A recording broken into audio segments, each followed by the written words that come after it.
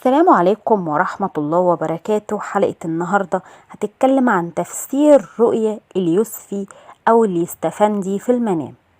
ونبدأ بسم الله الرحمن الرحيم. تفسير حلم اليوسفي في المنام لابن سيرين. يشير تفسير ابن سيرين لرؤية اليوسفي إلى أن الحالم سوف يمر بأزمة صحية. رؤية اليوسفي الناضج في المنام يدل على الحصول على لقمة العيش وحسن النعمة. أما بالنسبة لرؤية سمار اليوسفي الفاسدة فهي تشير إلى المرض أو الحسد. أما تفسير حلم رؤيا اليوسفي الأخضر يدل على التغيير نحو الأفضل في الحياة الحالم. تفسير حلم اليوسفي أو اليستفندي للعزباء. كذلك رؤيا العزباء وهي تقوم بتأشير قشر اليستفندي في المنام دل على أنها سوف تصرح بمشاعرها تجاه شخص معين. رؤيا العزباء في الحلم اليوسفي فهذا علامة على حظها الجيد. تظهر اليوسفي الحلو في المنام يدل على تحقيق ما تتمناه في حياتها والنجاح أو الزواج أو الحصول على وظيفة تريدها. أما بالنسبة للعزباء التي ترى اليستفندي في الحلم قبل الأوان فيشير إلى حدوث تغيير إيجابي في حياتها. وأيضا تفسير حلم اليوسفي والاستفندي للمتزوجة.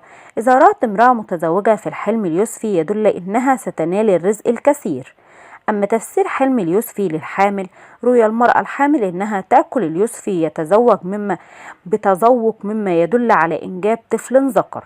تفسير حلم رؤيا اليوسفي الحلو للحامل يدل على سهولة الولادة. وأيضا رؤيا اليوسفي في المنام لابن سيرين للحامل.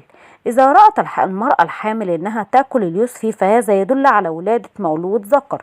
وإن رأت الحامل إنها تأكل يوسفي وكان لذيذ وشهي فهذا يدل على تيسير الولادة وسهولتها. وأيضا تفسير حلم إعطاء اليستفندي للميت في المنام. إذا رأى الرائي إن ميت يعطي طعام أو فاكهة فهذا أمر جيد ويدل على خير كثير سوف يصيب الرائي.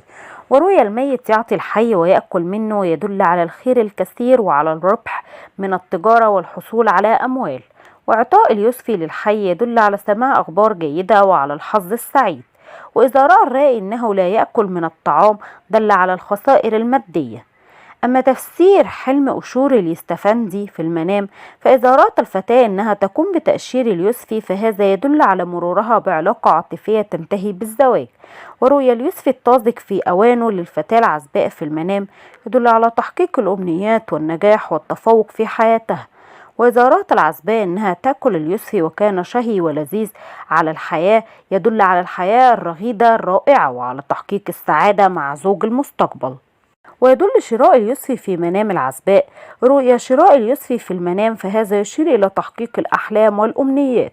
كما تشير رؤيا شراء اليستفندي في منام الفتاة العزباء على النجاح في حياتها العملية.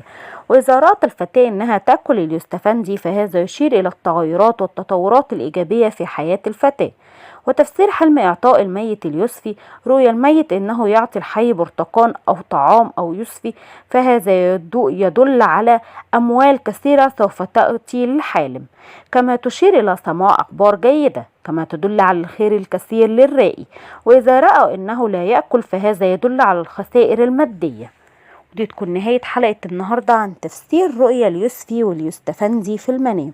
أتمنى الحلقة تنال إعجابكم وأتمنى تدعموني باللايك والاشتراك في القناة. السلام عليكم ورحمة الله وبركاته. وانتظروني في حلقة قادمة من فسر حلمك مع ياسمين.